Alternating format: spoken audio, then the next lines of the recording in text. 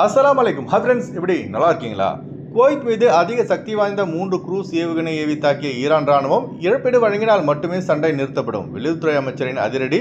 மிக முக்கியமான நியூஸை பார்க்க போகிறோம். அடுத்து, குவைத்தை கதிர்வீச்சு அபாயத்திலிருந்து பாதுகாக்க 24 மணி நேரம் கண்காணிக்கும் தேசிய பாதுகாப்பு படை. அடுத்து, சவுதி அரேபியாவின் அப்ரூவல் கிடைக்காததால் விமானம் ஏற முடியாமல் தவிக்கும் பயணிகள் ஃப்ளைட் டிக்கெட் எடுப்பதற்கு முன்பு அப்ரூவல் கட்டாயம். அடுத்து, விமான பயணம் தொடர்பான ஒரு புதிய தகவல். இப்படி பல முக்கியமான தகவல் இந்த வீடியோவில் இருக்குது. வீடியோ ஃபுல்லாக பாருங்கள். உங்கள் நண்பர்கள் அனைவருக்கும் கட்டாயமாக இந்த வீடியோ ஷேர் செய்யுங்க. இப்போ வாங்க குவைத்துடைய மிக முக்கியமான நியூஸை பார்ப்போம். குவைத் மீது கடந்த 24 மணி நேரத்தில் மட்டும் 3 குரூஸ் ஏவுகணைகள் மற்றும் 15 ட்ரோன் தாக்குதல் குவைத் மீது நடத்தப்பட்டுள்ளதாக பாதுகாப்பு அமைச்சகம் அதிகாரப்பூர்வ தகவலை வெளியிட்டுள்ளது. குரூஸ் ஏவுகணை என்பது பலாஸ்டிக் ஏவுகணைகள் மற்றும் ட்ரோனை விட சக்தி வாய்ந்த ஏவுகணையாகும். இந்த குரூஸ் ஏவுகணையை பயன்படுத்தி தான் நேற்று குவைத் விமான நிலையத்தின் ஃபியூல் டேங்க் தாக்கப்பட்டு மிகப்பெரிய சேதம் ஏற்பட்டுள்ளது. இந்த சண்டை ஆரம்பிச்சிலிருந்து இதுவரை பார்த்தீங்கன்னா 6 தடவைக்கு மேல் குவைத் விமான நிலையம் தாக்கப்பட்டுள்ளது குறிப்பிடத்தக்கது. அதனால குவைத் விமான நிலையம் இப்போதைக்கு திறக்கிறதுக்கு வாய்ப்பு கிடையாதுங்க. ஈரான் சண்டை முடிவுக்கு வந்தால் மட்டுமே குவைத் ஏர்போர்ட் படிப்படியாக திறக்கப்படும். அமெரிக்க அதிபர் டொனால்ட் ட்ரம்ப் செய்தியாளர் சந்திப்பில் தெரிவிக்கையில் 3 வாரங்கள் வரை தான் ஈரானை தாக்கும், அதன்பின் அமெரிக்க படைகள் முழுவதுமாக ஈரானை விட்டு வெளியேறும் என தெரிவித்திருந்தார். இதற்கு ஈரானுடைய ஃபாரின் மினிஸ்டர் அப்பாஸ் அரக்சி அவர்கள் என்ன தெரிவிச்சிருக்காருன்னா, அமெரிக்க படைகள் ஈரானை விட்டு வெளியேறினாலும் நாங்கள் இந்த சண்டையை விடுறதா இல்லை. Kuwait, Saudi Arabia, Bahrain, Arab Emirates ஆகிய நாடுகளில் உள்ள விமான நிலையம், அமெரிக்க ராணுவ தளங்கள், எண்ணெய் சுத்திகரிப்பு நிலையம், கடல் நீர் சுத்திகரிப்பு நிலையம் ஆகியவை குறிவைத்து நாங்கள் தாக்கிக் கொண்டுதான் இருப்போம் என அப்பாஸ் அரக்சி அவர்கள் தெரிவித்துள்ளார்கள். எங்கள் நாட்டின் மீது அத்துமீறி தாக்குதலை தொடர்ந்த அமெரிக்கா மற்றும் இஸ்ரேலின் கூட்டுப்படைகள் எங்களிடம் மன்னிப்பு கேட்டு எங்களுக்கு ஏற்பட்ட இழப்புக்கு இழப்பீடு வழங்கினால் மட்டுமே இந்த சண்டை முடிவுக்கு வருமே தவிர அது வரைக்கும் இந்த சண்டை முடிவுக்கு வராது என ஃபாரின் மினிஸ்டர் அப்பாஸ் அரக்சி அவர்கள் செய்தியாளர் சந்திப்பில் தெரிவித்துள்ளார்கள்.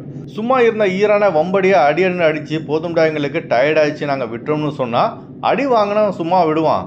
அமெரிக்காவும் இஸ்ரேலும் இந்த சண்டையை முடிவுக்கு கொண்டு வரணும்னு சொன்னாலும் எதிரி நாடுகள் மன்னிப்பு கேட்காத வரை இந்த சண்டை தொடரும் என ஈரான் தெரிவித்துள்ளது. இந்த சண்டையினால் மற்ற ஜிசிசி நாடுகளை விட குவைத்துக்கு தான் பாதிப்பு அதிகம். ஏன்னா தோரா ஆயில் ஃபீல்டுக்காக குவைத்துக்கும் ஈரானுக்கும் ரொம்ப நாளாக பிரச்சனை போயிட்டு இருக்கு. இந்த சண்டையை பயன்படுத்தி இந்த தோரா ஃபீல்டு கச்சா எண்ணெய் வயலிலும் ஈரான் பங்கு கேட்க வாய்ப்புள்ளது. இந்த தோரா ஆயில் ஃபீல்டை குவைத், சவுதி அரேபியா ஆகிய 2 நாடுகள் மட்டுமே சொந்தம் கொண்டாடி வருவது குறிப்பிடத்தக்கது. அடுத்த தகவல், ஈரானின் அணு நிலையம் மீது இஸ்ரேல் மற்றும் அமெரிக்க கூட்டுப்படைகள் தொடர்ந்து தாக்குதலை மேற்கொண்டு வருகிறார்கள். இதன் காரணமாக அணு உலையிலிருந்து கதிர்வீச்சு வெளியானால் அது ஈரானுக்கு மிக அருகாமையில் உள்ள குவைத்தை தான் தாக்கும். கிட்டத்தட்ட அணு உலைக்கும் குவைத்துக்கும் டிஸ்டன்ஸ் பார்த்தீங்கன்னா 240 கிலோமீட்டர் தூரம் தான் உள்ளது.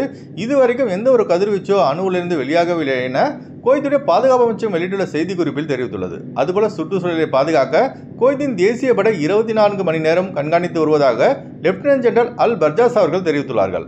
ஆகையால் குவைத்திகள் மற்றும் வெளிநாட்டவர்கள் அச்சமடைய தேவையில்லை என கேட்டுக்கொள்ளப்படுகிறார்கள். அடுத்த ஒரு மிக முக்கியமான தகவலுங்க, குவைத்திலிருந்து இந்தியா, ஸ்ரீலங்கா செல்பவர்கள் மற்றும் வருபவர்கள் இப்போதைக்கு பார்த்தீங்கன்னா சவுதி அரேபியா வழியாகத்தான் செல்ல முடியுமே தவிர வேறு வழி கிடையாது. இதற்கு முன் பார்த்தீங்கன்னா ஜஹரா தாண்டி சல்மி பார்டர் வழியாகத்தான் சவுதி அரேபியாவின் கைசுமா விமான நிலையம் செல்வதாக இருந்தது. ஆனால் இப்போ பார்த்தீங்கன்னா சவுதி அரேபியா 2 பார்டர்களையும் 24 மணி நேரம் குவைத்திலிருந்து வெளியாகும் பயணிகளுக்காக திறந்துள்ளது. அதாவது சால்மி பார்டர் மற்றும் நுவசிப் பார்டர். சால்மி பார்டர் வழியாக சவுதி அரேபியாவின் கைசுமா ஏர்போர்ட்டுக்கு செல்லலாம். அதுபோல நுவசிப் பார்டர் வழியாக சவுதி அரேபியாவின் தமாம் ஏர்போர்ட்டுக்கு செல்லலாம். அதுபோல இப்போ ஜசீரா ஏர்வேஸ், கேலிகேட், திருச்சி, மங்களூர், கண்ணூர் ஆகிய நகரங்களுக்கும் புதிய விமான சேவை வருகின்ற ஏப்ரல் 7ஆம் தேதி முதல் தொடங்க உள்ளது. அதற்கான ஃப்ளைட் டிக்கெட் புக்கிங்கும் தொடங்கப்பட்டுள்ளது. எமர்ஜென்சியாக குவைத்திலிருந்து செல்பவர்கள் மற்றும் ரிட்டர்ன் குவைத் வருபவர்கள் ஸ்கிரீனில் தெரிகிற ஜிஆர் டிராவல்ஸ் நம்பரை தொடர்பு கொண்டு விமான டிக்கெட் பெற்றுக்கொள்ளலாம். அதாவது பார்த்தீங்கன்னா ஒன்லி வேலிட் சிவில் ஐடி வைத்திருப்பவர்கள் மட்டுமே இப்போதைக்கு பயணம் செய்ய முடியும். விசிட் விசா, டூரிஸ்ட் விசா மற்றும் விசா கேன்சல் செய்தவர்கள் இந்தியன் எம்பசியால் வழங்கப்படும் சவுதி அரேபியாவின் டிரான்சிட் விசாவை பயன்படுத்தி தான் குவைத் பார்டரை தாண்ட முடியும். குவைத் வீட்டில் வேலை செய்யும் ஒருவருக்கு அவருடைய கஃபீல் பார்த்தீங்கன்னா விசா கேன்சல் செய்து எம்பசியின் அப்ரூவல் வாங்காமலே ஃப்ளைட் டிக்கெட் போட்டதால அந்த வீட்டு ஃப்ளைட் ஏற முடியாமல் போயிடுச்சு. இப்போ அவர் பேசும் இந்த வீடியோவை பாருங்க. அதுபோல் விழிப்புணர்வுக்காக இந்த வீடியோவை லாசிம் கட்டாயமாக அனைவருக்கும் ஷேர் செய்யுங்க. அஸ்ஸலாமு அலைக்கும் எல்லாருக்கும்.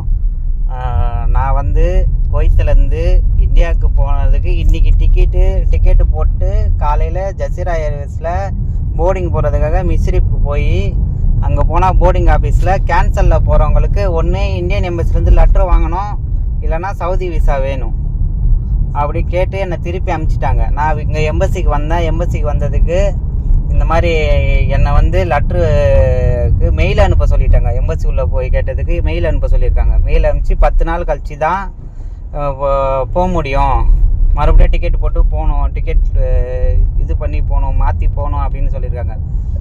இப்போது ஊருக்கு போகிற நண்பர்கள் பிஃபோராக கஃபீல் கட்ட சொல்லுங்கள். இந்த மாதிரி டிரான்சிட் விசா எம்பசிலேருந்து பேப்பர் வாங்கணும் கேன்சலில் போகிறவங்க அப்படின்ட்டு கேளுங்க, சொல்லி டிக்கெட் போட சொல்லுங்க கஃபீலுக்கு. அதுபோல் பார்த்தீங்கன்னா புதிய விசா உள்ளவர்கள் இப்போதைக்கு குவைத் வர முடியாதுங்க. அதுக்கான ஆப்ஷன் ஒன்றும் கொடுக்கல. இன்ஷால்லா கொடுத்தா அதையும் நம்ம வந்து சேனலில் சொல்லுவோம். அதனால் நம்ம சேனலை வந்து கண்டினியூவாக ஃபாலோ செய்யுங்க. அடுத்து வாங்க குவைத்துடைய தினார் ரேட் பார்ப்போம். ஒரு தினார் குவைத் இந்தியாவின் மதிப்பு 304 ரூபாய் 35 பைசாவாக உள்ளது. ஒரு தினார் குவைத் இலங்கையின் மதிப்பு 1015 ரூபாயாக உள்ளது. இப்போ நான் சொன்னது வந்து குவைத்துடைய அல்முலா ரேட்டுங்க.